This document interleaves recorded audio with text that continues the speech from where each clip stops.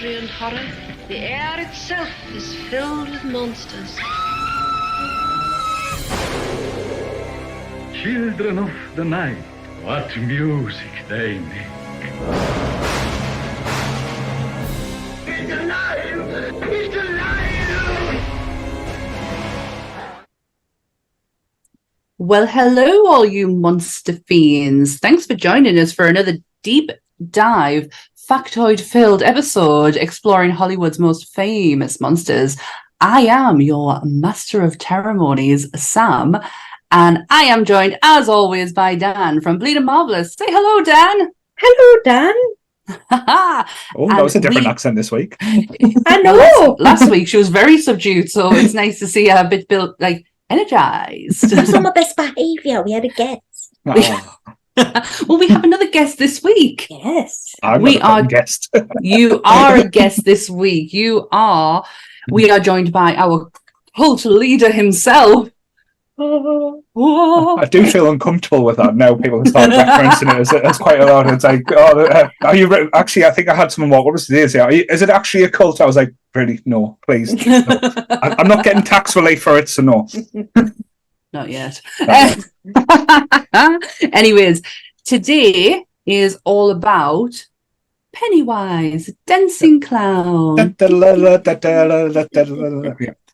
So I'm going to get the disclaimer out of the way with, and then we're going to kick off because Jesus Christ, have I done some research this week? Holy shit, I know. So everything discussed in today's episode is our opinions, and it's our opinions alone. If you'd like to discuss anything from today's episode, please come and join us in the comment section where we can have an open discussion. What we won't have is anyone coming for us and telling us our opinions are wrong. We can all agree to disagree in fandom. So let's keep it fun, keep it kind, and keep the toxic behaviour out of nerdism. I thank you. I sounded very Geordie towards the end of that. You are a I little could hear bit it. Geordie. I could just You have had a few Geordies in you, so don't worry. Oh, I am a happily married woman. Right. Before I Dan's is like, no. no. I'm not Geordie. I was just going to say Nibosh, and then you turned your back. I was like, oh. Nibosh, I say that at the end. Every Nibosh. Why I man? Why I man? Nibosh. Right. So Pennywise. I'm going to do this. Just another disclaimer: nobody was harmed or blinded during this episode. Absolutely not. Absolutely not. We're all in good tact here. Yes. So Pennywise, the main antagonist in Stephen King's 1986 horror novel It, coming around every 27 years, we have had one amazing TV movie, an epic 2-part Hollywood movie, with a new TV series, Welcome to Derry, coming to us, I believe, next year. Correct me if I'm wrong. Blech. He is the reason you hate clowns, and if you join him, you'll float. Because they all float. As we bring you Pennywise, the dancing clown. Very well. I'm getting very good at these, mind. I'm liking the little bits at the end. So yeah, one question, only one question that I ask: does Pennywise make a good monster? Yes, very much so. Yes. One of the scariest monsters out there. But I don't Given think that- it's more. I think that's more to do with Tim Curry than anything else. Shall we say? Really? The idea of Pennywise himself makes him a brilliant monster because he can literally be anything. He's He like is your greatest fear. He's like Yeah. a boggart from Harry Potter, isn't he? Really? Yes. He's the OG boggart. Yeah. He is the OG boggart. But yes, I believe he makes an excellent monster, given that he can turn himself into a monster if he so desires to do so. Definitely. I think the premise as well has been stolen, or, well, so we say homage to in so many different elements. Like we had the X-Files episode with Toombs, like every so often he would come back. Like that premise where a monster always is there, but it's always like a time we're waiting for it. Like they did the same with Jeepers Creepers in a way as well, type aspect. But Yeah. I always loved that aspect of like it where it's basically it goes into hibernation, or Pennywise, sorry, and it's kind of like is he going to return or not? It's like that's the anticipation, but there being a Tim Curry role, how to say it as well, is always kind of like one of the aspects I did like about it. Yeah. I Dan? think for me, it's It's the idea of where he came from. Mhm. Mhm. Nothing, the void, The deadlight. how No, can Deadlights is something him. that is how can Yeah, something learn come a from lot. nothing and then become the Deadlights, but be so scared of a turtle that's his brother that shits him up so badly that he freaks out, and Oh my God. Mhm. it's like, it's a turtle, man. It's You're a a turtle. clown. Yeah. What? Well, he's a something. Well, He's yeah. he's definitely a something. His favorite persona is the clown, because he worked out that scared more people, being a clown, than any of his other facades, other than a personal friend or someone that someone knew that scared them. That he could imitate that as well. But we watched the second one the second part of the newest ones last night, and my husband asked me a question I could not answer, to where he then went on to Stephen King's universe page, and holy shit, did he go down an absolute hole. yeah. And he was like, so who did it first? Was it Terry Pratchett or Stephen King? I was like, did what? And he went, the universe. They're exactly the fucking same. And I was like, oh yeah, they are actually on there. The turtle. And the fact that Pennywise isn't just part of this story, he is also mentioned in Tommyknockers, Dreamcatcher. Yep. Mr. Mercedes. That's just Mr. very Mercedes, Stephen King. But- Yeah. In his The Dark Tower, you even The see. Dark Tower, that was the one. The Dark Tower is mentioned in there, and it's also referenced in there or in Dreamcatcher that he is still alive. And of course he's still alive. Mhm. He doesn't die. No. Well, that we know of. That we know of, but they didn't defeat, they thought they defeated him the first time around. Yeah. Mhm. And then 27 years later, here he comes back. And my interest in factoid number one is, and I absolutely fucking love this, that a lot of readers believe that Pennywise is a girl. It's female. All right. Yes, I heard this because of the spider thing. The spider. Yeah. Right. Yes. Because Go the on. spider is a true form, is one of a rare, like a form that Pennywise will choose, Mhm. and the spider breeds. Right. And the spider And a lot has of- egg sacs in the Mhm. first one, because you hear Ben say, I stomped on as many of those as I could, or something, don't you? Mhm. Mhm. Yeah. Yeah. Ooh, Yes, I, so I that's- never knew that. So Oh, I've went down some holes with this one. You get lost really easily. Like I said with the Predator one last week. Please go back and watch that one, because I put a lot of time and effort into that. I did like She the most Predator certainly one. did. Yes. It just gets in there, and you're sleeping and you're dreaming about it, and it's like, Yeah. Mhm. I wanted to make sure that everything that I've taken in over the last 2 days is going to come out here. That is always Yes. my worry, is that I am not just going to freeze up. But I have learned so much Mhm. with regards to Pennywise and where he comes from, and obviously Right. the universe as well, and his turtle brother, which is Yeah. just still so funny. The turtle is not shown in either the No. dog, because that's too much. Like Yeah. that is far too much.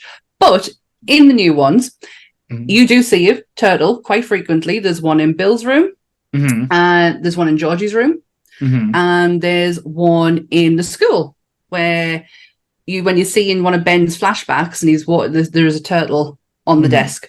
So he is there, but the hallucinative drug that Bill takes to see how he defeats Pennywise when he's with Mike is called the Matrimum, which is the name of the turtle.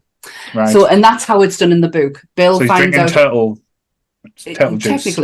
technically, but that's how Bill finds out in the book he can defeat Pennywise. He doesn't do it. no. Mhm. He doesn't actually do what he's told to do, but No. that's how they do, and that's how they referenced it in the movie. Which, when I found out, I thought was so fucking clever.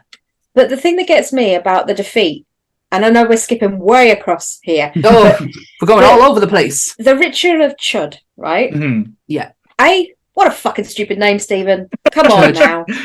You He feel was like too a busy. fool To saying be it. fair though, he was busy building the backgrounds and stuff. He couldn't think of little names like rituals. He was building Derry. Should. Should. And Good. Basically, from what I can fathom, what I found out, it's basically I'm going to say basically again. It's basically a battle of wits between two people where they're not allowed to talk and they're both supposed to keep their mouth closed and bite their tongues, but they're supposed to have like this mental battle of jokes. Right. They're supposed to tell each other jokes until one can't take it anymore. And that's the ritual. And it's like, oh my God, I'd be done. I know Stephen has a reputation for his shite endings because that's just what Stephen does. However, the guy's a millionaire. Who gives a shit how his book's finished because he's made a living off of it? He's done it. Regardless, he's done it. And they did make jokes out of it in the second film as well. Exactly. they, he digs at his own bad endings, but it's how you the whole way through from the beginning. The clown is the front, the front runner is the face is the fear. It's everything is always towards the clown. And then for the way that they handled it in the first film, where he was just a reflection or like a spooky, I don't know what that was. Like ghostwriter BBC documentary, so they're like, now I'm coming to get you. Yes, and he disappeared, never to be seen again. And then they go to the spider, and it was the most shit spider. Let's be honest, it was shit. Even Tommy Lee Wallace, who was the guy that directed it, sat there and went, I was so disappointed when I saw that spider and just how crap it looked. And I don't know if people know, if you recognise the name, it's because Tommy Lee Wallace also played Michael Myers with Nick Castle in the very first Halloween movies. So he worked with John Carpenter for a very, very long time. So this guy's got his chops. He knows what he's doing. And the fact that that's why the two parts of the first season the first version feels incredibly disjointed, because Larry Cohen wrote the whole the whole screenplay, but Tommy didn't really like the way that it had finished in the second one. There was something to do with the spider again, and he hated it. But then they needed to bridge the gap of the thing we don't talk about with the children and the ORGY, and that could never be filmed, though. That scene could never be filmed. Can't. But I can kind of understand now that I know a bit more about the unit, like where it comes from. I can understand why that took place and why that would be in their head. Yeah, in their eyes, it's about losing innocence, isn't it? Yeah. Well, the adults don't. Well, no, because the adults don't see anything. What's the most? And they wanted to be adults. They kind of wanted this over and done with. What's the most adult thing that you can think to do? Just do a trail on Poor Beverly, but pretty much, Pooh Bev. But that's obviously I don't kind of agree with it. I don't think it needed to be in there, but I do understand in a way. Yeah, my wife did make an interesting comment after watching, after we watched the documentary that was on Amazon Prime. She went, "Did anyone check Stephen King's hard drive after they wrote that? Just out of interest?" But we'll leave that there. Sorry. I think it was just he sat there and he thought, right, like you say, the loss of innocence and the willingness to grow up, but also as kids they needed to do something that would bring them closer. They needed to become one, like all on the same plane. I get if they all share the same experience, then they have that as their sort of thing that they could take with them, which did help them in the end, but not to the degree that it could have done had they really have understood what it was they were doing. No, definitely. The blood pact at the end of the first one is obviously referencing to that kind of connection. Which is probably a better touch and something you would find a kid in the 80s doing, just as fucking blood, bro. Because we all are, like, let's be honest, we're all around the same age, like us three. I'd say like quite young people, shall we say? 21. Remember, grandma. You will be able to remember when the miniseries was, because was advertised. I should say it was come out. It was on. I think in the UK it was on Sky One. Like it was on Sunday and a Monday, so that's what was advertised. Because I didn't read the book first. So I saw the Tim Curry miniseries, but the advertisements for it were absolutely terrifying. I remember because it used to be after The Simpsons. So I used to watch The Simpsons on a Sunday night, and then it was advertised. It was broadcast because they did. I don't know if America did get it before us, but it was such a special type because they didn't used to do it that much in the UK, like advertisements, like a mini series. But I remember the Sky. I can still remember it now. The Sky advertisements, like the balloon going up and seeing the face and then seeing the teeth. That was all it was, and it was like, Stephen King's new masterpiece coming to Sky One. But just that image of Pennywise and Tim Curry just has never left me since even being like say a kid of that age. And let's be honest, I did watch it far too young as well. I didn't. Yes. No, I didn't. I watched. It was not the most easy accessible TV or movie to get a hold of. It wasn't until I had to be around about 2013. I probably watched it, and I'm only doing that because I know that's when I moved into my flat in 2012. Had to have been around about 2013 when I watched it, and I was absolutely like, I don't get it wrong, I knew the story of it. I hadn't read the book because I've got the book here, and are you fucking kidding me? Yep. And there's no way in God's earth I'm up to there. Sorry, to be fair, though, half of that story and mostly the other was this description how the day is going in Derry. Yeah. The beginning bits, I love the beginning bit, but I didn't watch it until 2013, but I loved it. I was 12 when I read the book because I was a library kid. Right. Because obviously internet wasn't a thing when I was younger. No. It came out in 1990, so I was 10. And at that point, I was reading like The Hobbit. I was reading any Stephen King book because I had to used to get my mum to get them out so I could read them, or my mum would get them out and then I'd read them after her, and then we'd return them to the library because they were in the adult section. So I didn't get to see it until I was about 15, 16 because all the kids at school would go like, beep, beep, Richie, or like, beep, beep. Hello, fat boy. You get all that at school. It's and the fat boy. It was a thing that was going around all the time. Want a balloon? And so I thought, what the hell is all this? Because it didn't twig that it was... Because the book doesn't have, like, the reinforced nature of Tim Curry being the clown in the book, because obviously he wasn't, you don't get the same feel. So when I actually first watched it, I wasn't scared of the clown, because clowns just don't scare me, but it was, like I say, it was the further behind it. It's like, what? It was just like one of those things where you step into the Stephen King universe and you don't come out. You don't come out. It's, as a 43-year-old woman, I'm still reading Stephen King books because you just get sucked in. But I mean, some of them have been shockingly shite lately. But it's took me a while to get into the King verse, but I'm slowly getting there. But Tim Curry described Pennywise, and I love this, as a smile gone bad. Oh my God.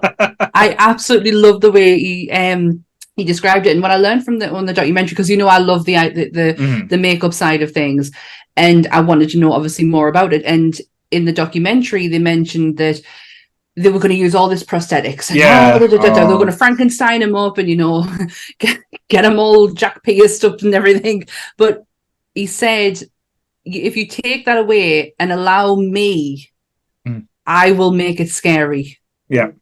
And they kept the head, and I get that because they kept the shape, but everything else is all him.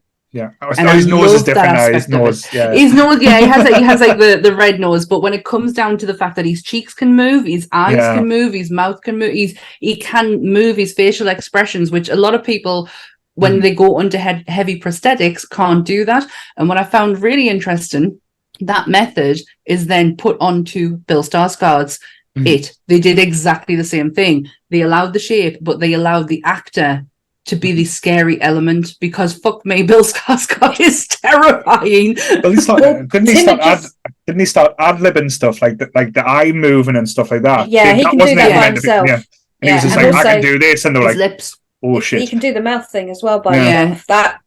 That weird lip, thing he that can lip do that. pursy thing he can do, yeah. And I always thought love that was like aspect. prosthetics to push the mouth in a Mhm. little bit. Mhm. But the reason why Tim said no was because he'd just come off the back of Legend. Yeah. Well, And and he'd it's been- understandable. He'd been head to waist full prosthetics. Even his chest was all prosthetics, you know, his abs and everything. And he was like, it was too claustrophobic. I can't do it again. So when he went to them and they were like, right, we're going to stick this and that on you. And he was just like, nah. But it makes sense though to allow him to, because that's what we're scared of. When it's not the idea he's a clown, it's the facial expressions. Oh, 100%. That's the fucking It's the eyes. terrifying. It's the eyes. It's the softly spoken. Mhm. I don't know how to describe it. They're He's just dead. got such yeah. They're There's dead. malice behind it as well. Like, even when he's been nice to Georgie, like in that, like, Well, Georgie. that's like, there's two scenes that actually terrified me in the original. The first part of it, the original miniseries, the Georgie scene when he's like, because Georgie was so innocent, bless him. He's Uh, horrible. Yeah. And he's just like talking to him, and he's like, because at the time I think we were getting told never to go into a red Ford Escort. There's a red guy in a red Ford Escort. Red or blue Ford Escort. Escort Do not coming get in. in them. Don't go in them. Someone's trying to get you to their sweets. That was the So it's- northeast. we had vans. We had transit vans where I come from. And that premise where he's just sitting there, and Georgie's like, oh, like talking away, like, hi, Georgie. Yeah, I don't talk to strangers. We're friends now. And that little manipulation and everything, it was just, it still gives us shivers. And the other scene was the shower scene with Eddie. When I know the stop motion when you see it open up. Yeah. Oh, I love it though. And you see him there, and he's like, again, talking away to Eddie, like almost like manipulating him in a way.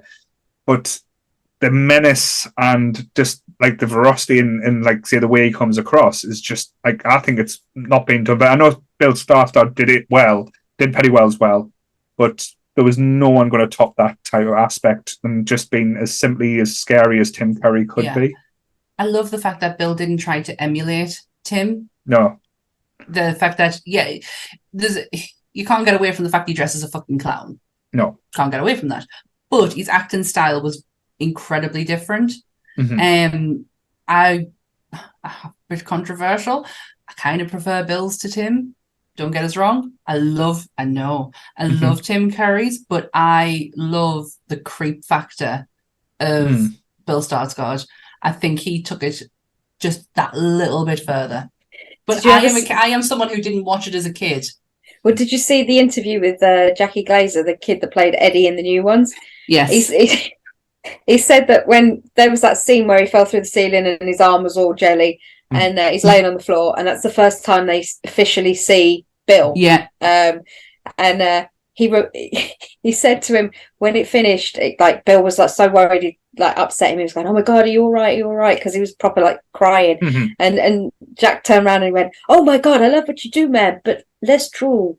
Less drool, because he said he said that's the one thing about him that they were saying the most. There's so much spit. Like, I mean, Bill must have some good saliva glands. Oh, massively, and he can do it very well. But in the second part of it, they didn't actually put Bill in a lot of prosthetics because you were looking at nearly 5 hours a day to get him into, and then to shoot. And then to take it, and it was getting too much. So on the second part, they tried to do his stuff first, so it was less time in the chair. They really tried to reduce the time or increase the time they make sure like it's 5 hours, and then we're going to do a really, really long day of shooting, and then we're not going to do it again for another 3 days. And it was just trying to balance it. What I found also lovely when you've talked about interviews is when I was watching that documentary is how the guy who is sat right behind you, who plays what's his name? We're talking about Henry. Henry Bowers. Yes, yeah. Henry Bowers, that's it.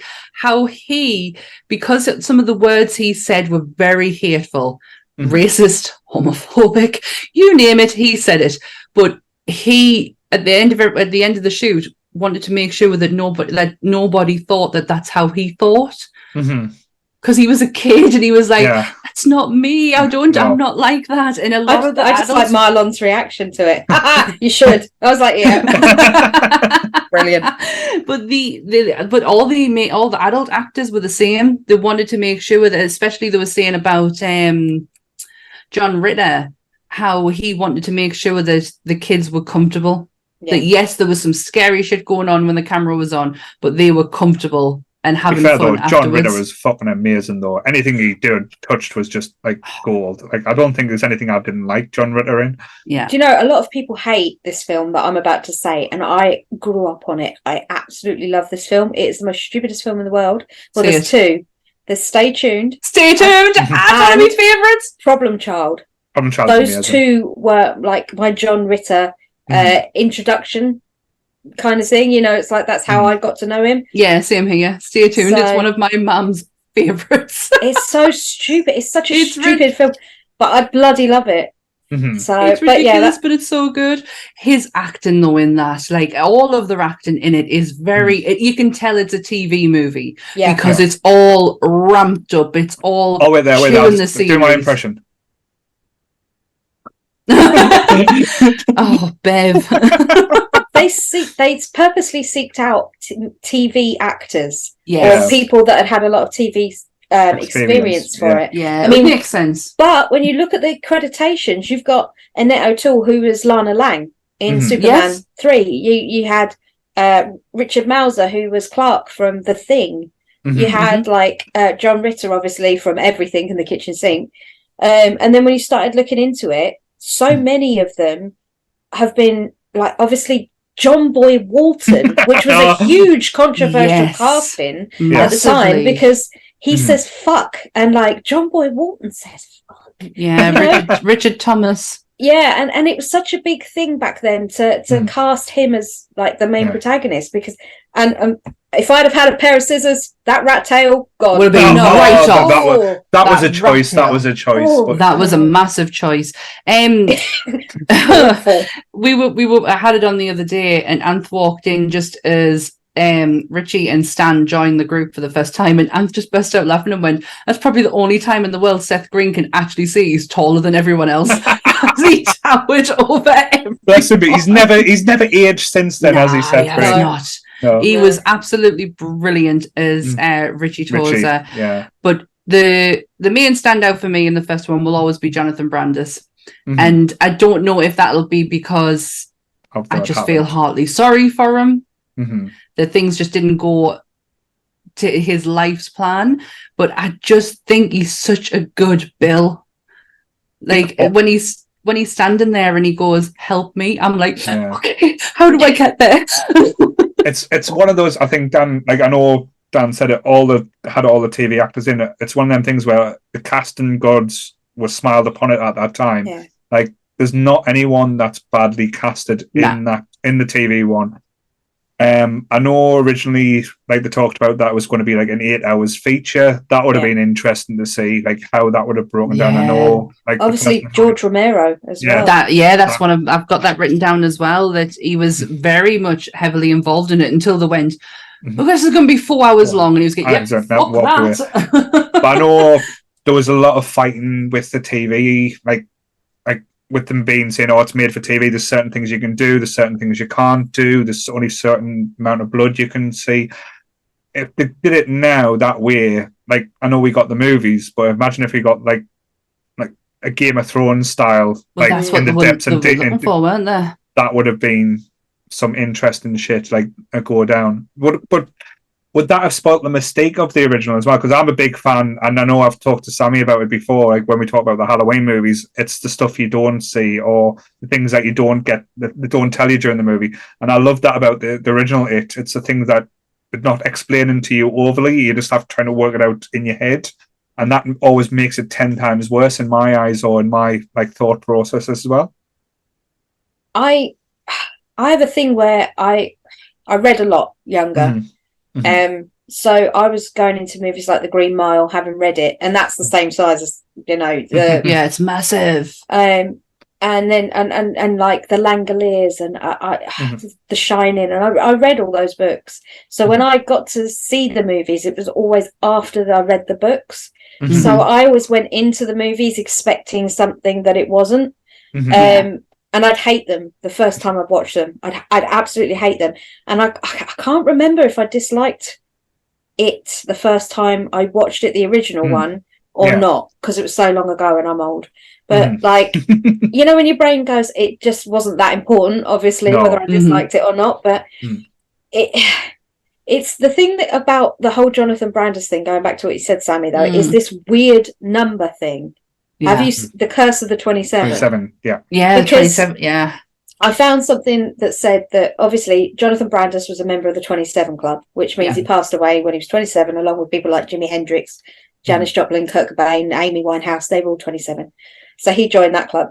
But also that then ties into that every 27 years, Pennywise coming back. Then there was this bit that I found. I'm just trying to bring it up now because I didn't write it down, but it says that Bill Skarsgård was 27 when he played Pennywise. Right. All the kids were 27 years younger than the actors that played them as their older characters. I've heard this before. Yeah, and then when you add up the official release date, it all comes to 27. It's like it's really peculiar. Like it's just this reoccurring number that no matter how crazy. Yeah, it's not like a coincidental thing. It is, but it's not like a purposeful thing, should I say? Yeah. And it that one creeped me out. I was like, that's a bit too much. Yeah. Wasn't there a Jim Carrey film about 27 awards? Yeah, the number 27, because it is a number that is synonymous with events, with things, with being able to, you can make a lot up to 27. I love that film. I thought it was good job, Wall. 27, right? Exactly. 42. Exactly. Oh, look at her admitting it. Well, it's what's the answer? What's the meaning of life? It's Hitchhiker's Guide, isn't it? You know. Yeah. That's right. 42. I forgot about that. I'll remember it in a couple of years' time, though. It's always my answer to everything. When someone asks me something I don't know the answer to, 42. Looking at the cast of the second one, I'm sorry, but this is a perfect cast. Oh, I think it's perfect. And I called, and I'm so proud of this, I called 2 of the adult actors before they were announced, because there was no way in God's earth Bill Hader was not playing Reggie Tozer. To be fair, though, it was the rumours and everything was flying about when Sinners they announced that they were making it. I think what's he called? Him out of Shameless. Forgot his name now. James McAvoy. James McAvoy was the one that was nailed on first, I think. I couldn't picture. Yes, I do. I love the fact that he was Bill. I really enjoyed his performance as Bill. I see you scrunching your face up. I'm promised with Dan as well. Bill. Yeah. He was good, and he did Bill well, but the progression from Jaden to James, it didn't seem to flow as well as the others. It was like the John Ritter, Brandon Crane thing for me, because you know in the documentary they talk about how Brandon and John were very aware that they looked nothing alike, yet everybody else seemed to have that thing. So they were trying to find a commonality to bring towards everything. But yeah, I will say the James Ransom and Jackie Glazer thing was great.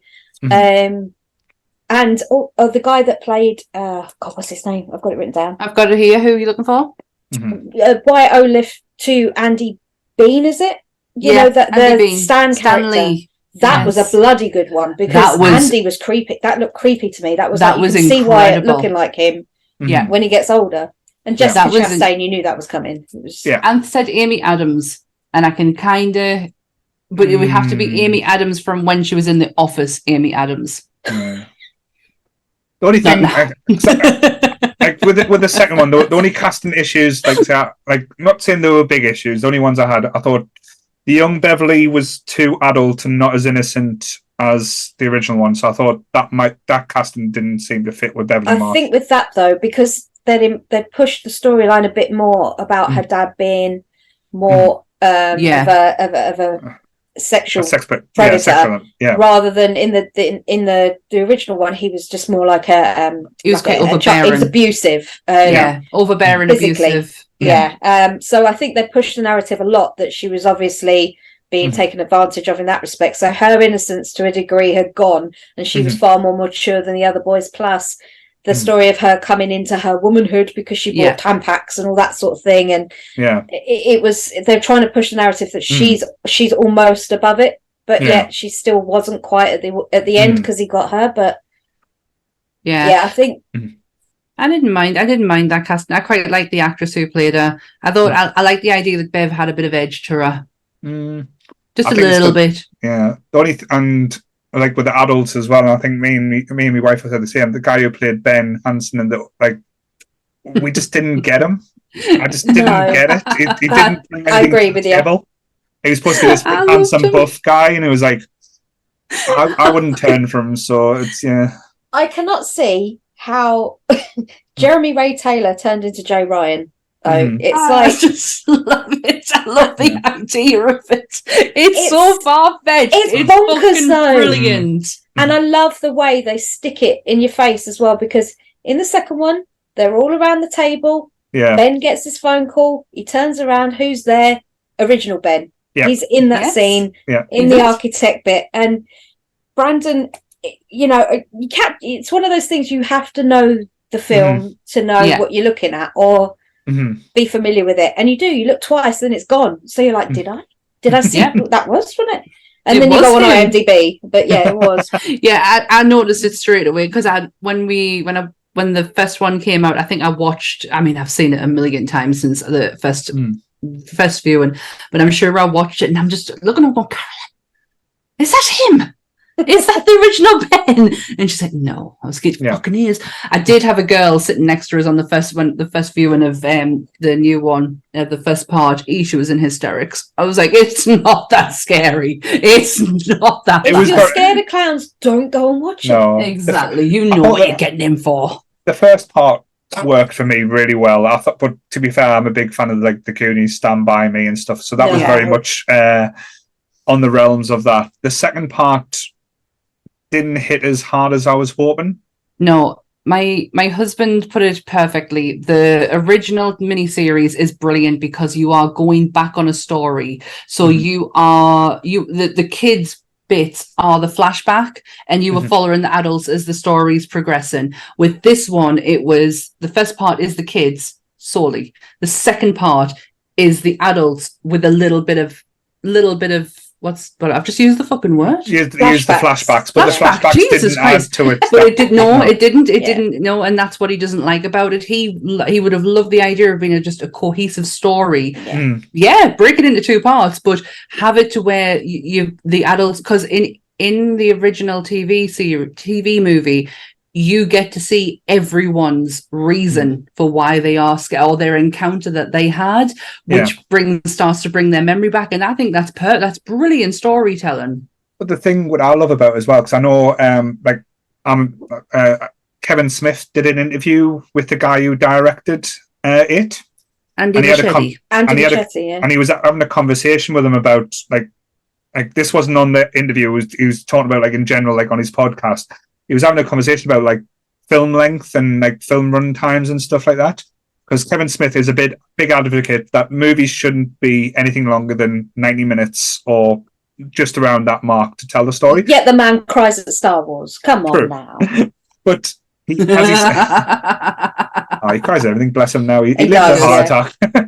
But yeah, and he's saying, and he was having a conversation and saying, how was it that you told the story? And like, with the second one, what's it, 2.5, 3 hours closely? It's 2 something, yeah. 2 something, yeah. And he was saying to Kevin, he went, well, how can I cut out anything that I love? And he's like, I know, but if it doesn't work for the story, you've got to just be ruthless and take stuff out. Because that was, I think, that movie needed an editor to hold his hand and say, this needs to go, that needs to go, this doesn't work. And it would have been like more of a, as Sam said, a more cohesive story if it went, because there was no flash forwards in the first movie. It was just purely kids. So we've already had the kids story. We don't need to say we know how they got to where they are now. So when they were going back to, this is more things that disturb them. They've already been disturbed. Things have already fucked up. Like, we don't need to see that. So it was kind of like... the issue... Sorry, go on. No, it's all right. No, I just think the issue was because the original TV series was night after night. It was together, whereas this is a 2-year gap between the two movies. Yeah. So I think they maybe lost the flow of it, because we refer to Andy Muschietti as my father-in-law. Right. Because my mother-in-law, some people who know the page and have seen Kerry's stuff, my mother-in-law's stuff. Unreal. She makes Pennywise clowns. She does original and the new one. And she used to build full-size 6'4" ones. And she built a 6-foot Bill and some smaller Bill ones. And Andy found her on Instagram and started talking to my mother-in-law. Mm-hmm. Oh my god! And they got chatting, and she's head over heels, butt crazy in love with Andy Muschietti. She'll kill me. Sorry, Kerry. But yeah, he loves her Pennywise. So if anybody wants, I'm going to plug now. I don't do it that often, but if anybody wants to go and see what my mother-in-law does, she's candlelight_corner on Instagram, and her It dolls are unlike anything you've ever seen. We used to have a 5'4" fully posable original Tim Curry one she made that we used to carry around with us to all the shows, with the pointy sharp teeth, with it whether he's just about to turn into that. And to this day, honestly, somebody bought it, but it was like it was one of those things where you're like, I begrudgingly am letting this go. I'm going to hand it over. Oh, we will make sure. I'll make sure her description is her links are in the description below. She's also very good at making poltergeist clowns. I'll just add that in there, because Sean Clark, that owns the main one, actually turned around and he's had many conversations with her as well about bloody hell. Let's get your mother-in-law on here. Oh no, share some stories. She's very very She's your words carefully. I'm trying to know it's the words gone. She's very very introverted. Right. She just sits with her own stuff, and she'll sit there for hours and make. And I've seen. So we can just get an episode where you two talk and she can make things. And just go make stuff. Well, before I turn my book over, I'm going to get my last factoid off this page. Pennywise. Now we all know it's Tim Curry. But did you know? Could have been Alice Cooper. Yes, I did know that. Did you know it could have been Roddy McDowall? Yes. And Malcolm McDowell.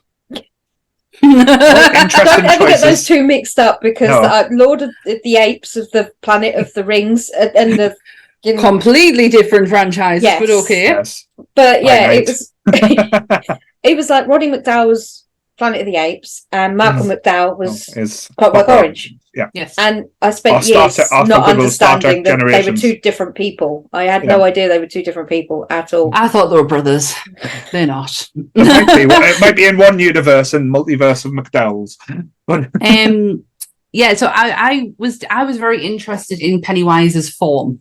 And I wanted to know, because I didn't know what the deadlights meant. I knew that the deadlights was something and it would, hypnotize you.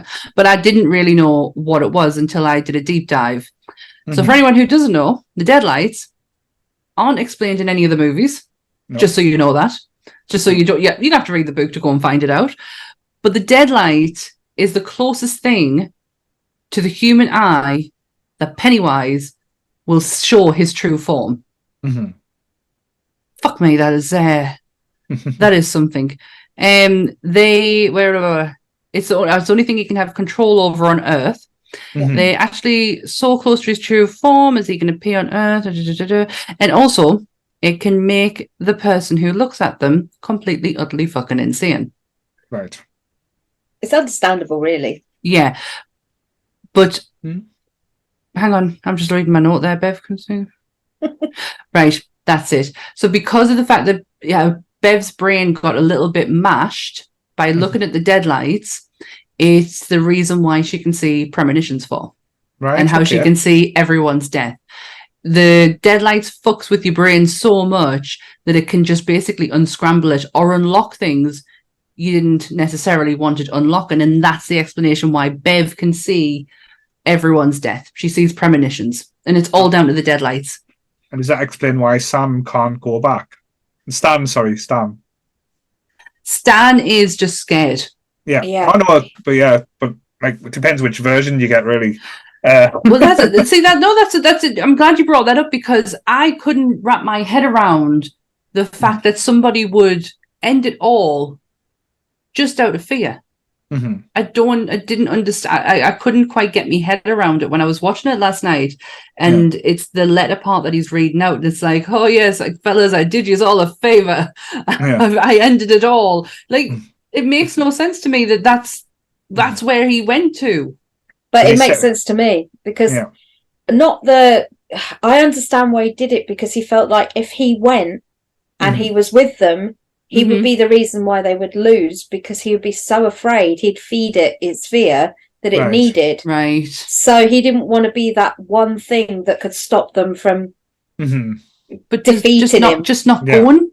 Would that not help? No, because he said he had to take him off the board because as long as he was in the game, per se, then it was always have that element to it and it can always fade off. So I can understand that made more sense in the second one than in the first one, because the first one you don't really get any explanation, you just get the head in the fridge, which is absolutely awesome. And when you see the documentary, and you see the documentary and how pissed off and angry that he got during it as well was just hilarious. That's why he's so angry when he's in there and they film that section. He's like, fucking give it, fucking it's like, I think had I been stuck in a fridge with a fridge grate round my throat for the best part of a couple of hours, I'd be fucking seething and all. So I couldn't get my head around the whole Stan thing. I just couldn't. I just kept thinking, why can't you just stay at home? Yeah, but you've done it for 27 years. Just stay at home. I can understand that, but that wouldn't make a good story if he just stayed. Well, this is what I was shouting and screaming at Ant last night because he was making points of what would end the film in a heartbeat. Now, when it's fucking storytelling. So yes, I can kind of. It's like going back to the whole Indiana Jones and Raiders. If Indiana Jones wasn't involved, the same thing would happen. It would just happen a lot quicker. So Indy made things related. But sorry. With this, because with one of the questions I wanted to ask you guys, like not to get your deepest and darkest fears out there, but because with Pennywise showing you what you're scared of the most, to get the most fear out of you, what would Pennywise show to use? Oh, you are seeing something. You are seeing something flying. You are seeing. Mine would be dying alone. Right. I'm not scared of dying. I'm not scared of fire, drowning. Any of that. If that's what happens to me, it happens to me. I have no control over that sort of thing. But it would be the fact that I would be, I don't know, buried or cremated and no one would be at my funeral. No one knew I went. Oh, deep. It would just be really, my life had meant nothing to anybody. That is my one biggest fear. Wow. It's horrible. But I always joke, I always say, I don't want to end up as Eleanor Rigby because of the Beatles song. Because that is my fear, being Eleanor Rigby. So wow, that is so deep. I was just going with a fucking bird. Like that's what I'm like. I am the only thing. There's not a lot that scares us. Say that at SunnyCon when the pigeon attacked your cup of coffee. No, I'm with you on birds. Shit. I don't know what I did, but I think I could feel my lid coming off, and these pigeons were coming closer and closer, and I just freaked out and my tea just went everywhere. It's not the bird. I'm not scared of the bird. It's the wings. It's the flapping. I have unfortunately when walking home, not far from where you live, when I used to live in Hilton Castle, walking yourself, Paul, you are here to me. But not far from yours. And I was walking when I used to live in Hilton Castle. I was walking home, and a bat in my face, and I have never been the same since. You didn't turn into Batwoman. I did not. Oh, I did not. You didn't use it for you. You should have killed your parents in an unfortunate way and become a millionaire. So that's the next step. I can understand the bird thing, Sammy. I got bitched up by a pigeon on the South Bank, so it's. I thought you were going to say it stole your pasty or sausage roll or something. That's that's my sister. The pigeon flew past me and my sister when we were on the South Bank, and it went whop with its wing right in my face, and I just stood there. and I couldn't move, and my sister was in half, wetting herself to the point of where she had to go and use the toilet because she was laughing so hard, and I was just frozen, like not in fear, but like. I can't believe you've just done that. It touched me. And my mum had a thing where she'd have cockatiels and cockatoos in the house when I was little. I fucking hated them. So it is the flappy thing. I completely understand. My husband had a fucking budgie and I just could not stand it.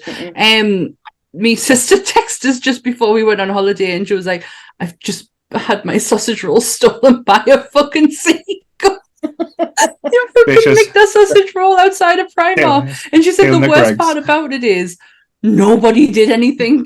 Nobody came and helped her. I'm not going to chase this fucking She was seagull. like, I was so upset, and I was like, oh, I'm really sorry that happened. She went, I just wanted me sausage roll. I said, did you get? She went, I went back and got one. I could not stop laughing. So sorry to tell you. That's fine. That was a story worth telling. Don't worry. What's yours then? Not many people know this, but I am very claustrophobic. So if I'm in a box or like anything that's like I don't think I can fit through, I hyperventilate or like stress out. Like I can't watch what's it called? The Neil Marshall film. Is it Neil Marshall where they go underground?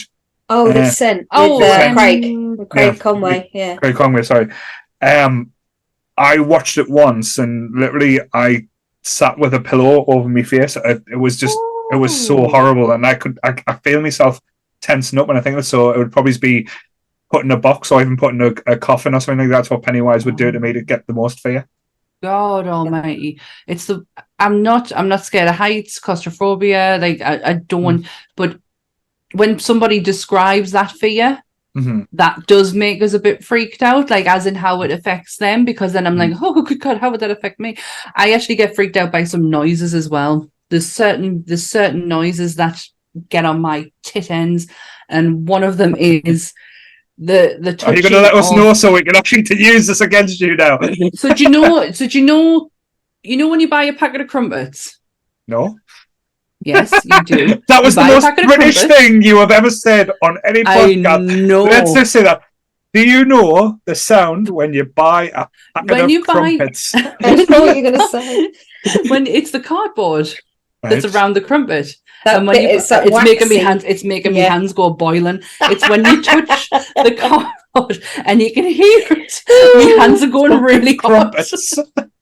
I hate it. When I buy some, I have to literally open it and then fling them out like that because I cannot bear the idea of touching and hearing and feeling. So wait there. We're going for food on Sunday, so you can fuck right off. You bring a pack of crumpets, I will murder you. Remember why we're going out for food on Sunday. Oh, shit, nice. Jaws will get us. Shit, we'll make sure them fucking seagulls come down the way. Yeah, do you know what? It's amazing what I'll admit on these podcasts. It really is. I have unleashed some absolute gems. This one time at Bandcamp. Oh wait, God, not that bad yet. No, I'm sure I'll say something dumb, but I'm not quite there yet. Oh right, Pennywise. Yes. I love this as well, and this is kind of I think we've mentioned this before, possibly, that his actual form is inspired by H.P. Lovecraft. Really? So it's a running theme that the idea of monsters. I'm going to read my notes. So it's a running theme. You have to bear with us because I'm reading my notes. Inspired by H.P. Lovecraft, a running theme is the idea of a monster that are from another dimension and are incomprehensible of the humankind. Inspired by H.P. Lovecraft. There you go. Right. Oh. And nobody knows his true form, and his name is Robert Gray. Yes. Now, because he'd been there for a long time. Did you hear the story on how they came to call him Robert Gray? I did not. Right. There's two possibilities as to why they called him Robert Gray. Mm-hmm. One being that the original Bozo the Clown was called Robert Bell, so they shortened it and used Robert from that. Mm-hmm. But also the fact, and this is the creepier one, Robert Bob Gray was also Albert Fish's pen name. No. Right. When he wrote to their kids and the parents of the children. So they're saying that maybe Stephen took those both into consideration and he was definitely settled on the Robert, but the Gray came through the The creepy. Well, he's Yeah. I mean, his not his inspiration, because his inspiration was Ronald McDonald, but he did take a lot from. It was John a Wayne scary Gacy. fucking clown. I think Ronald's scarier than Pennywise. Yeah, I actually agree. He I never think gave me any Ronald happy meals. Ronald traumatized a generation of children. Not Tim Curry, not No. it. Ronald McDonald. Ronald McDonald. I'm but not, yeah, I'm not Mac from. not Mac. I said that the other Always day. Sunny. When I was saying that, I was like, and did you know that the inspiration behind Pennywise is Ronald McDonald, but it's not Mac from Always Sunny. But yes, so John Wayne Gacy was not directly inspired, but heavily, like it's in there. Like the idea He did is the there. painting, didn't he? That was the thing that Well, was on yeah, the he did documentary about the the painting. Pennywise painting as well. Yeah. The Tim Curry painting as well. I was going to say something, and I'll tell you off camera for that bit. In the book, Dan, you can confirm this. This kind of brings it all back to the Universal Monsters bit. Did he appear as a portion of the Universal Monsters? Yes, he did. Mhm. Twice. I love that. Two of them. Frankenstein? No, I don't think. I think it was the Mummy Mhm. and the Creature. The What Creature, I that was remember. it, Creature. And it was because Stephen King had just been to see some B movie at the cinema before he wrote it. Mhm. It wasn't a teenage werewolf, but it was one of those Love that. along the lines of. And he sat down and he thought, "Oh, what's scary in 1986?" And Thriller was sort of on the horizon, and Mhm. Trying to think You know- what werewolf film would have been out around the yeah, time. American Werewolf had Werewolf. come out in 81. So Mhm. you're looking at Werewolf's time was around about then. So Yeah. he's probably bouncing off that, and then he That's came to scary too. Monsters, and he obviously, because in the first one you've got the werewolf with the Mm. varsity jacket and very much Thriller thing, but then I don't think Thriller. I'm probably going to get lambasted and absolutely bloody You will. Oh, hold well, over the coals for this one. I don't know the year that Thriller came out. I can't remember. Neither So either. I know that the book was 86 and the werewolf was in the book from then, Yeah. but I don't know if Thriller was slightly after that. So I've got 87, 88 in my head for Thriller, but I could be completely wrong. No, But it it's sounds on the about right. same lines. Because I remember Thriller coming out, so it would have been in like memories, but I can't remember the book. I was a bit too young for the book release. So, but Yeah, I love all the different references that you get in. I've read the book, but very, very long time ago, so I wouldn't be able to remember it entirely. But I read the book after I saw the show as well. So Mhm. when I read it, Pennywise was always the Tim Curry Pennywise, even when I was reading the book. So that was probably lucky for me because you got that reference point, and it's always good when you've got them type of references as well. But the original TV series though was Mhm. the biggest aired that had the highest ratings for ABC that they'd ever had on the like first showing of a TV show. It took 30 million viewers, Whoa! which is absolutely insane. 30 million for the first A watch. TV movie. Yep. Mhm. And that goes to show the power of like Yeah. Stephen King, or the power of advertising at that point. I think advertising. If you saw on the documentary the trailers that they were using, that was some intriguing shit, mind. Like Well, it was even the if first you time there was didn't a- know, Yeah, it was the first time like a miniseries was done out of horror though, because all like miniseries or TV shows were TV dramas or thing, but like they never got like a horror movie that way. And I don't know if you can remember the DVD release as well, because I remember it was hilarious. You got pop. It was the first time where you had to take the DVD out of the thing and turn it over to get the second part. Had My part one on Exorcist one side DVD and did part that. two on the other side. I was like, what the fuck? I Yeah, think my Lord of the Rings did it Exorcist afterwards. yeah, no, no. It was a film about walking all the way through. No, my Exorcist DVD, the first one that I ever bought was that was a flip over one as well. You had Was that the director's cut of or something? The Yeah, extra, I think with the so. spider walking, was it? Yeah, I think so. I've got it somewhere. It used to Because like there was- it was one of those clippy out cardboardy jobs, and you had to flip it over. The Prince Oh, of the Thieves one days. as well. Yes. Yeah, the days. The weird thing about the new movies was that no one liked the idea of them remaking it because it was again the nostalgic thing. Leave it alone, don't touch it. But the marketing was so freaking clever. Of course, it's 27 years from 1990 to 2017. Now's the time. We've got to get it done if we're going to do it because the marketing for the 27 years works, right? Yeah. So they bought it out and it took 701.8 million the first, and that's worldwide on its run. Yeah, it's the highest grossing horror movie, isn't it? Yeah, but the weird thing was the second one only took 473 million. But when you add the whole thing up, you're talking 1.1 billion in box office sales for the entirety it was in the cinema. That's not including DVDs. No. That's not including streaming. That is pure grossed from the minute it starts airing until they took it out of cinemas. 1.1 billion. I mean, that is fucking crazy.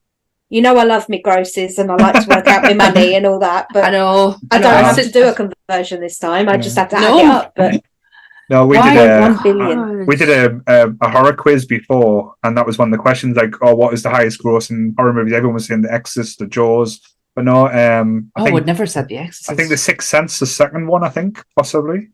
That makes sense. But I don't see dead people. Can we do Bruce Willis as a monster? I don't know. Well, depends which version of which movie. If we do Cop Out, then maybe I'll have the nerds on my side.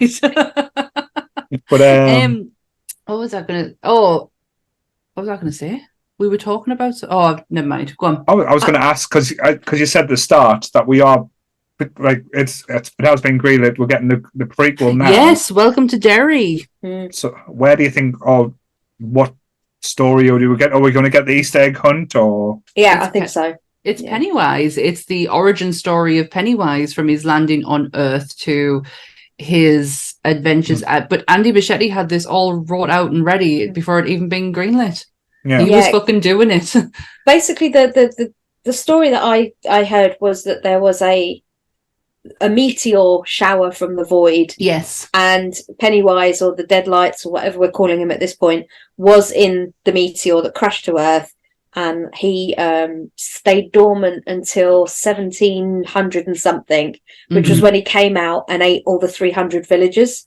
Yeah. And that was adults as well as children, because obviously at that point they didn't have TV to corrupt them. They didn't have, they were very innocent people. So fear was a thing that was obviously natural. But he ate that many because he was so hungry from being in hibernation. And then his cycles start. And the weird thing about it is, I always thought he came out, ate a couple and fucked back off. But when you look at the timelines, he's out for a good 2 or 3 years at a time in some of them. And then he goes back to a year of hunting them. And then it's 1 or 2 years he's back for. And it's like, that dude should be the size of a freaking house. Should be massive. With all the I think it changes. To be fair, though, if you could change your form and make it look the way you want, I'd be like eating everything and saying, "Okay, be slim now" or something like that. I'll be new Ben. New Ben after an amount of plastic surgery and I'll be new Ben. Did you know though, before we got the Skarsgård, there was someone else who was cast as it beforehand. Yes, there was a whole different director, whole different Pennywise. But there was still a Wolf, what do you call him? Finn Wolfhard was still there. Yeah. But it was going to be Will Porter. Will Porter from Guardians. That would have been interesting. It was tipped to be him, but prior to that, Andy Muschietti had always had in mind Hugo Weaving. He wanted Hugo to play Pennywise because the V for Vendetta. Yeah. And obviously seeing him do all the character work he's done over the years. He wouldn't even do Red Skull again because he didn't want to get into the red paint anymore. He didn't want to get into that makeup. There was no fucking way he was going to do Pennywise. So what did they do? They got Ross Marquand to play the Red Skull, the guy from Walking Dead, and he can do an impression of Hugo Weaving. So they didn't need Hugo Weaving. Yeah. He shit the bed on that one. Yeah. He also did Megatron, if I'm right, for the Was it Megatron or was it Optimus? He did one of them. No, I did Megatron, movies. Because they've got the original guy back for Optimus. What's he called? I can't remember his name. Peter Cullen. Peter Cullen, that's the one. He was mentioned on last week's. But yeah, it's Hugo Weaving was tipped to be the front runner, That's and then it was crazy. pulled down to him and Bill, and the studio wanted to go with Bill because they felt his height was a bonus. Because I don't know how tall Hugo is, but Bill's like 6'4". Right. I think his age might have something to help him with as well, because it's a lot. It's a lot of to ask for an actor, the physicality of what Pennywise does. Well, if you look at that, whilst they are two totally different clowns, they still seem to pull off the same thing. I mean, Tim Curry was only 5'9". Yeah. But he still seemed to bring the intensity of being like grand, massive. Yeah, it was big, but that is Tim, isn't it? You know, Tim only has to open his mouth and say potatoes, and everybody goes, "Oh my God, you're amazing!" Potatoes, because it's just the way he could articulate, and it always gave him this grandeur thing. And plus, British accent always seems to work in you know. Yes, but massively. I think with me, with Pennywise, it was always in the eyes. The Tim Curry's eyes, you know how he had a little bit of bulging eyes as well, like that thing. It was almost something kind of alien about him, and that I know when you read the book on and you find out a bit more, but that aspect like always to be. And I love the battery acid look as well when you see the melted side of his face. That stood like just like the makeup wise when you take away the special effects of the others. Because again, I know we've had these arguments and discussions before about CGI and like practical effects, what works better and what doesn't. To me, the original one always has the, because they didn't have the CGI to do it when they done stop motion, for God's sake, at times. Yeah, they had to work with what they've got. That was what I wanted to say. Did you notice on the TV show, they don't actually say 27 years, they say 30. He comes around he comes around every 30 years. Mike says it while they're all Mike, who is the dad from Sister, says in the library he comes around every 30 years, and I went, "Oh, you fucked up there, Mike," because it's not. You've been drinking, Mike. He's been rounding up, to be fair. So. But yeah, they said 30 years in the TV movie, but obviously it's 27. As I was saying, they don't want to come back when they're 70 and stuff like that, wasn't it? Well, did you know Andy Muschietti actually does a cameo in the second one? He's in the pharmacy. Yeah. Is he? Yeah, if you go and watch it, I'm pretty sure it's the second one. They go back to the pharmacy where the Greta or whatever her name is working. Oh, yeah. And Andy's walking around in the background. Oh. It's a weird cameo, but it works. I'm surprised that more of them weren't in as well. Like, that would have been impressive. I know Tim's not that well, and like say everything that's happened to him, bless him. But it would have been nice to see him just like in the background or just there, just a reference, just a little nod, a little. Dan's going to blow us out the way saying he was. I think. No. I was just thinking because there was only 2 cameos from Andy and then obviously Brandon Crane. But I was going through my mental Rolodex going, is there any more? Are there any more people in it? And I'm like, no, there definitely wasn't. But it's sad because they had a potential to use that. But then I suppose it would take you out. It's too much. Yeah. It would take you out of the movie because you're going, oh, that's that from the first one. And they don't want you to do that. They want you to be intent on the storyline and follow it through and do that. So I kind of get it, but I actually found out that Bill used to only speak in Swedish to confuse the kids as well, because obviously he's Swedish. That is amazing. He's from the dynasty of the Skarsgårds, isn't he? So you've got Stellan. Oh yes, the Stellan and Alexander. Alex, is it Gustav?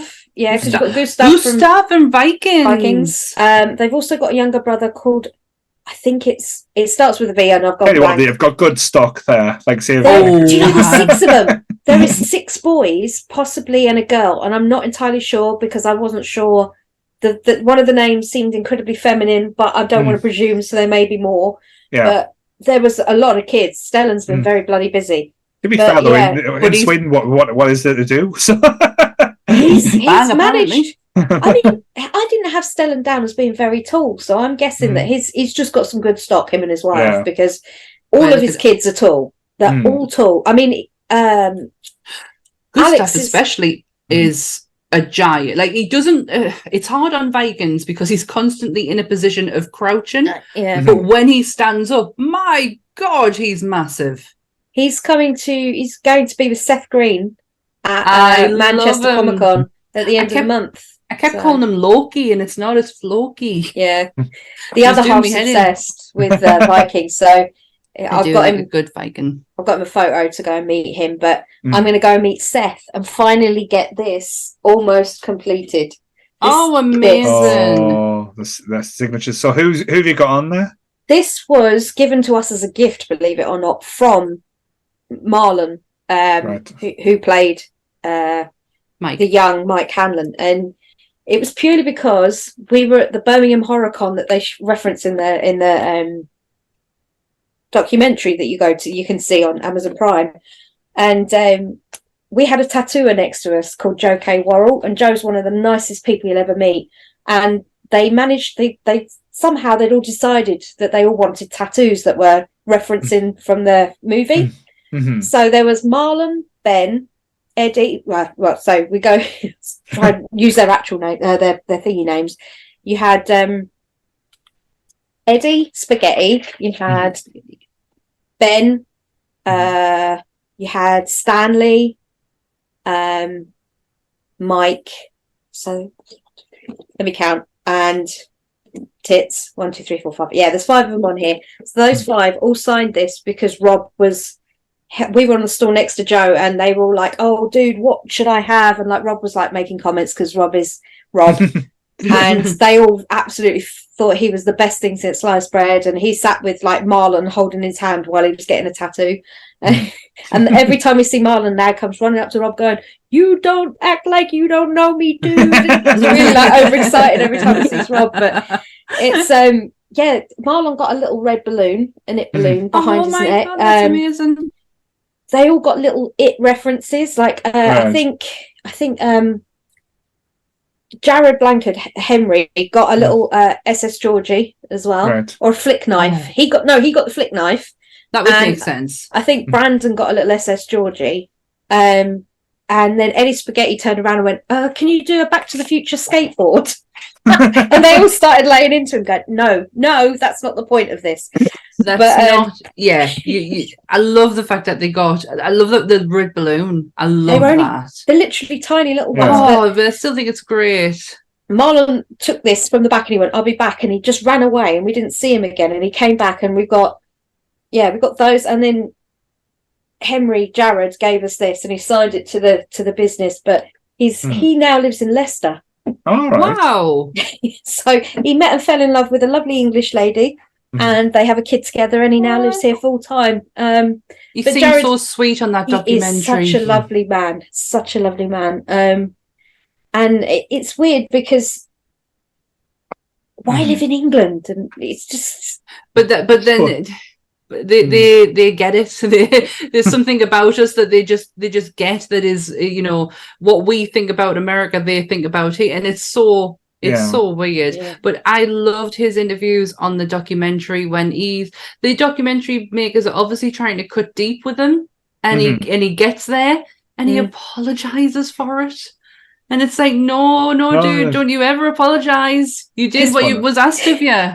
But the documentary makers came up and they were having a chat with us because they were talking about they were going to go on to do a RoboCop one, which was, I've seen some of the footage of it, and they were taking the piss mainly out of, where he falls out the window and his arms are 7 foot long, and they were talking about that. But yeah, the guys that did it were actually recently interviewed by Ben and Neil on the For the Love of Horror live feeds. And they were the guys that did this documentary and ended up doing the RoboCop one as well. Oh, that's so cool. And they are some of the nicest guys. And like I said to you guys, we're in it, but it's like blink and you'll miss it in it. But we're in it, and I made damn sure I'm going to get every freaking penny I can out of that advert. We made it into a documentary with Seth Green. Yes, Seth 100%. Green, Tim Curry, you name it. We were in the same documentary, so I'm taking that.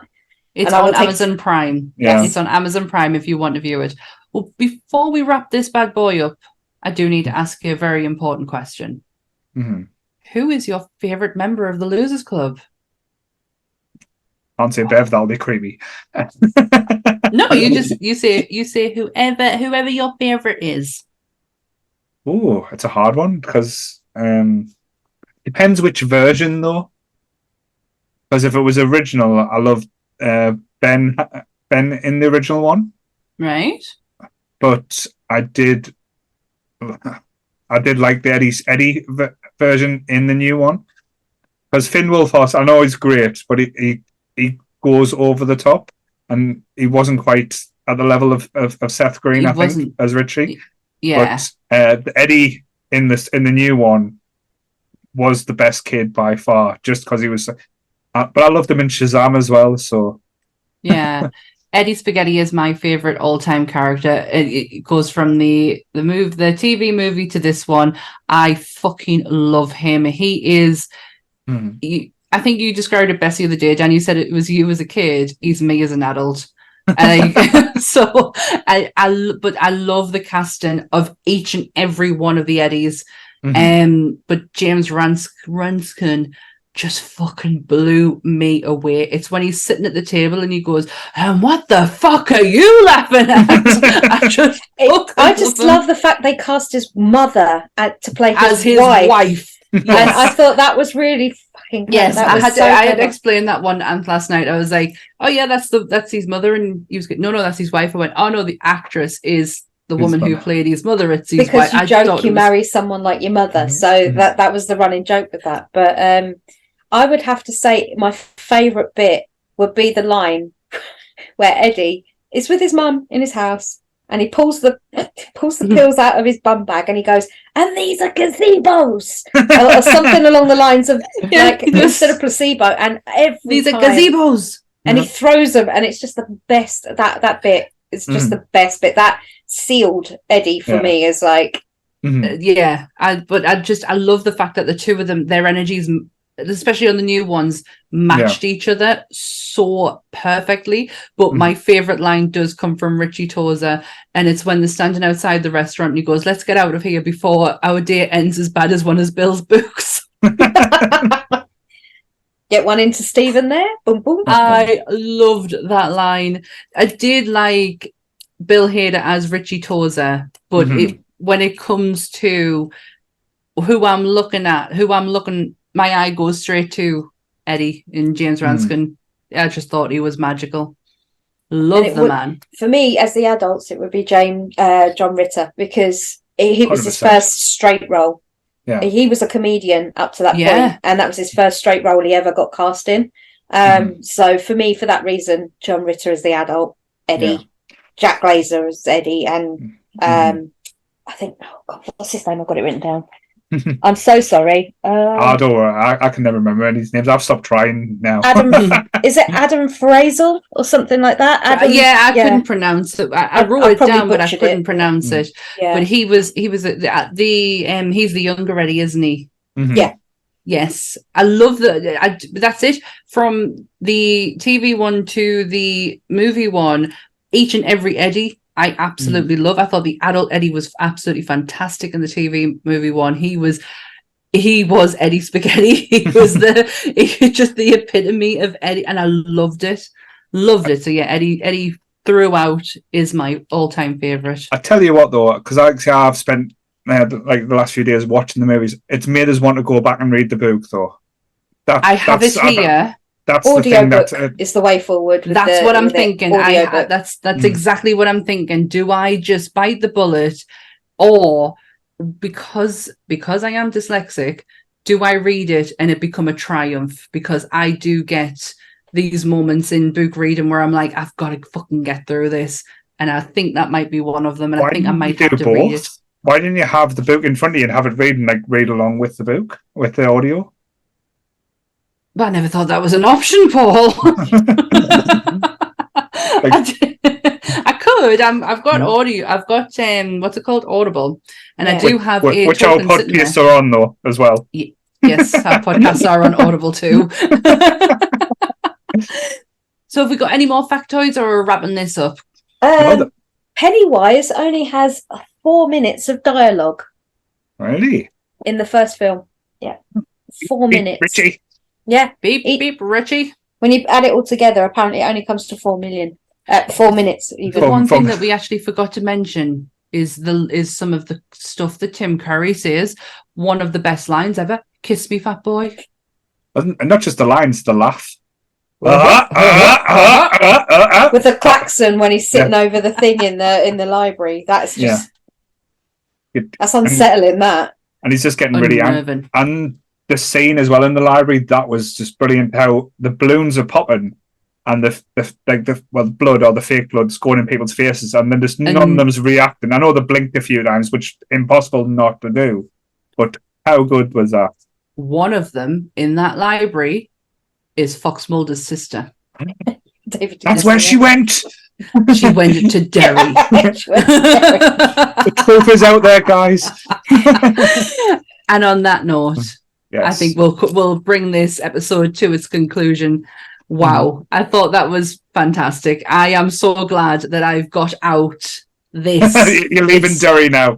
I'm gonna go. Yeah, I'm gonna take my Losers Club t-shirt off. We are out of Derry. I was going to say, Done. not quite yet. They're not doing his Goodwill and stripping on stream yet. Oh, good God, no! I'm not quite there.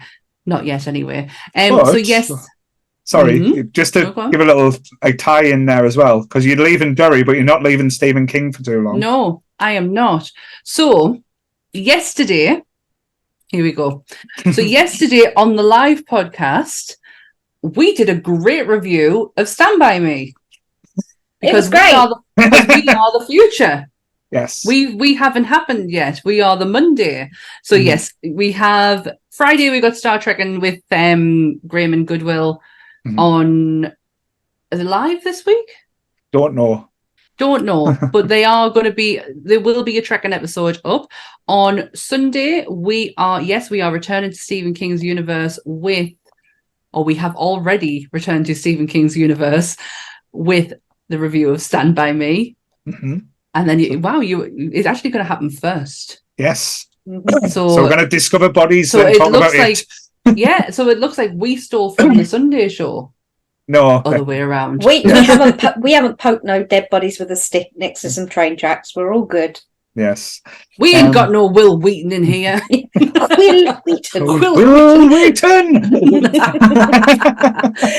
So yes, you can find all of our social medias on the description down below, right down there. Yes. All of Dan's will be down there as well. Thank you both for joining. It's been so fun. It's You're always a welcome. blast. Thank you for having me. Like I say, even though I beg you each week, let me on. Just get no, you suck. You stay on your heard Sunday. Get out. Get out. Have you heard him? Well, we don't know what next week's episode will be, but we will let you know. Yes, You will it find out. is a monster mystery. Oh, Even to us. Well, thank you guys and stay nerdy, everyone.